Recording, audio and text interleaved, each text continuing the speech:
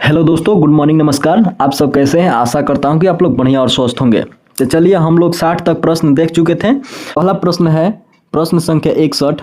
सामान्य खाद्य छात्रक क्या होता है? सामान्य खाद्य छात्रक क्या होता है? ये हो जाएगा कसकर भरे कवक जाल हो जाएगा। ऑप्शन नंबर सी इसका सही है। अब देखते हैं दूसरा प्रश्न, प्रश्न संख्या 62। वर्गीकरण की द्विनाम पद्धति की अवधारणा किसने की थी? किसने दी थी? ये हो जाएगा लिनियस। देखते हैं अब अगला प्रश्न, प्रश्न संख्या 63। आप किस जगत में सभी जीवों को रखेंगे जो कोशिका भित्ति के साथ बहुकोशिकीय सुकेंद्रित है? तो प्रश्न संख्या 63 का हो जाएगा option number B, plantae. Option number B हो जाएगा प्लांटी। देखते हैं अब अगला प्रश्न क्या है, प्रश्न संख्या 64। आलू, टमाटर और बैगन तीन विभिन्न वर्ग हैं, परंतु वे किस वंश के अंतर्गत आते हैं? तो हमें बताना है आलू, टमाटर और बैगन तीन विभिन्न वर्ग हैं, परंतु वे किस वंश के अंतर्गत आते हैं? इसका हो जाएगा क्या है सही ऑप्शन? सोलेनम हो जाएगा। देखते हैं अब अगला प्रश्न, प्रश्न संख्या 65। प्राणी वर्गीकरण का पदानुक्रम की निम्न में से कौन सा है? ये हो जाएगा संघ, वर्ग, गण, कुल, वंश और प्रजाति। ऑप्शन नंबर सी में दिया गया है, सही है। प्रश्न संख्या 66। आप उस जीव को किस जगत में रखेंगे जो एक कोशिकीय, यूकैरियोटिक या सुकेंद्रित और प्रकाश संश्लेषण है? ये हो जाएगा प्रोटिस्टा। ऑप्शन नंबर सी में दिया गया है प्रोटिस्टा। नेक्स्ट प्रश्न है प्रश्न संख्या 67।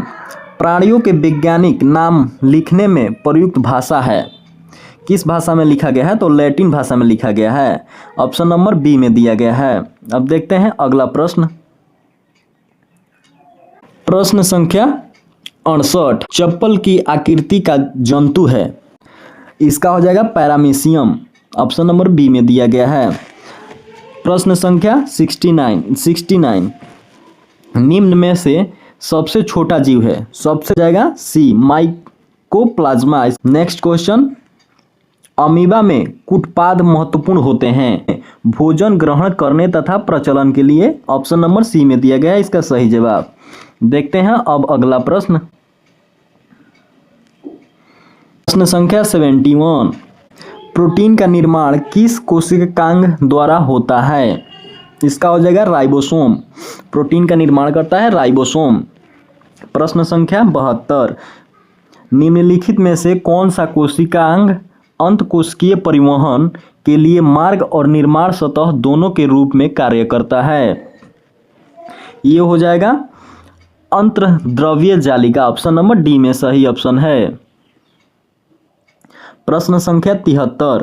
केंद्रीय डॉग्मा के लिए सही क्रम चुने? ये हो जाएगा डीएनए प्रतिकृति, एमआरएनए प्रतिलेखन, प्रोटीन स्थानांतरण। ऑप्शन नंबर बी में दिया गया है सही ऑप्शन। देखते हैं अब नेक्स्ट प्रश्न 74। कोशिका चक्र के बारे में कौन सा कथन असत्य है? कोशिका चक्र के बारे में कौन सा कथन असत्य है? समसूत्री विभाजन की तैयारी G2 चरण में होता है, ये तो सही है। एम चरण में कोशिका शरीर रूप से बड़ी हो जाती है और कोशिकांगों की प्रकृति बनाती है। अगला है एस चरण में डीएनए की प्रकृति बनती है।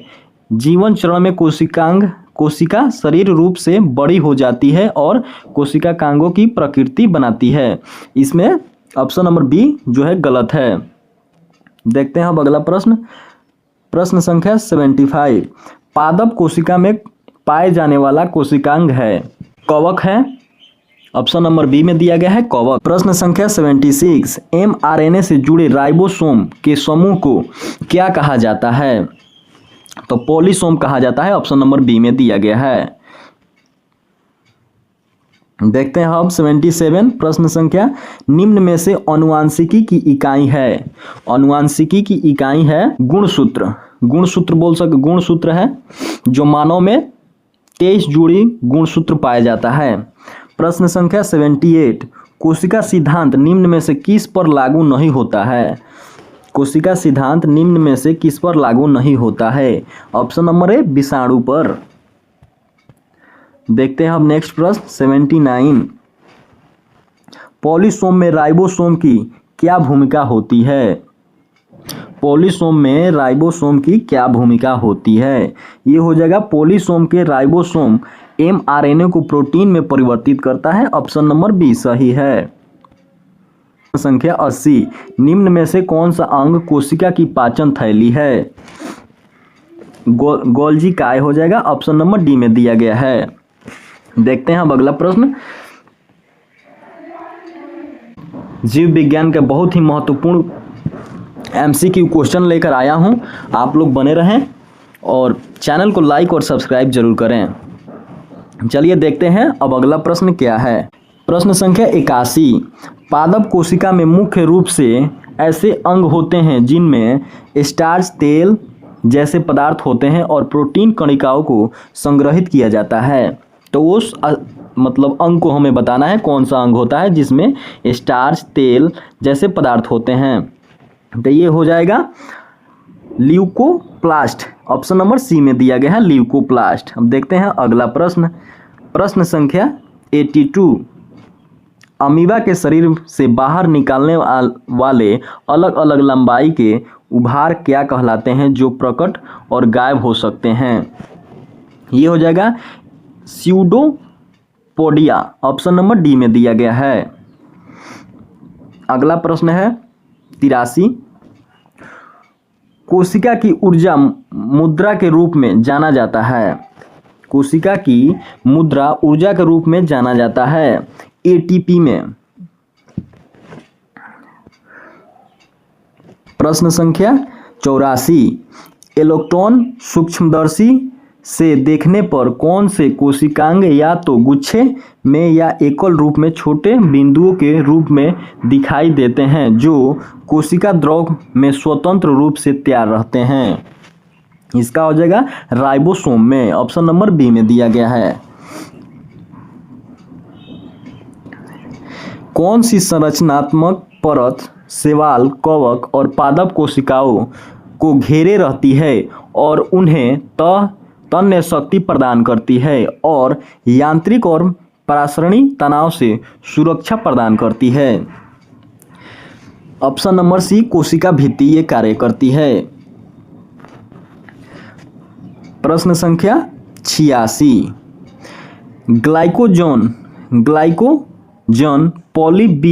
पॉलीबीटा हाइड्रोक्सी ब्यूटाइरेट कणिकाएं, सल्फर कणिकाएं और गैस पुटिका शामिल है। बहुत लंबा क्वेश्चन है, आप देख सकते हैं। ये हो जाएगा साइटोप्लाज्मा। ऑप्शन नंबर ए में दिया गया है।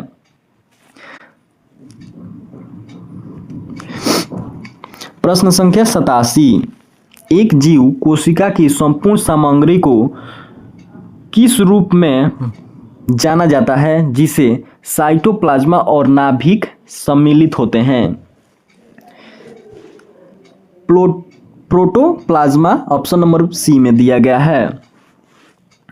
नेक्स्ट प्रश्न हम देखते हैं। प्रश्न संख्या 88, सामान्य कोशिकाओं में DNA से RNA तक आनुवंशिकी जानकारी के प्रवाह की प्रक्रिया को क्या कहा जाता है। प्रतिलेखन। ऑप्शन नंबर बी में दिया गया है। अगला प्रश्न है प्रश्न संख्या 89, केंद्रक के अलावा निम्न में से किस कोशिका कांग में DNA पाया जाता है। ये माइटोकॉन्ड्रिया में भी DNA पाया जाता है। प्रश्न संख्या 90, किस कोशिका कांग के स्वयं के DNA और राइबोसोम होते हैं। स्वयं के DNA और राइबोसोम होते हैं माइटोकॉन्ड्रिया का ऑप्शन नंबर डी में दिया गया है। प्रश्न संख्या 91, ल्यूकोप्लास्ट निम्नलिखित में से किसमें तेल और वसा का भंडार रहता है। ये हो जाएगा लायोप्लास्ट। लायोप्लास्ट ऑप्शन नंबर सी में दिया गया है सही जवाब। प्रश्न संख्या 92, समसूत्री विभाजन के किस अवस्था में गुणसूत्रों की आकारिकी का अध्ययन किया जाता है? ये हो जाएगा मेटाफेज। ऑप्शन नंबर बी में दिया गया है मेटाफेज। प्रश्न संख्या 93, 64 कोशिकाओं के निर्माण में कितने अर्धसूत्री विभाजन की आवश्यकता होती है? इसमें 16 अर्धसूत्री विभाजन की आवश्यकता होती है। ऑप्शन नंबर सी में दिया गया है। प्रश्न संख्या 94, प्रश्न संख्या 94, निम्नलिखित में से कौन सा कोशिका अंग कोशिकीय श्वसन के लिए उत्तरदायी है? कोशिकीय श्वसन के लिए कौन सा अंग उत्तरदायी होता है? तो सूत्रकणिका होता है उत्तरदायी।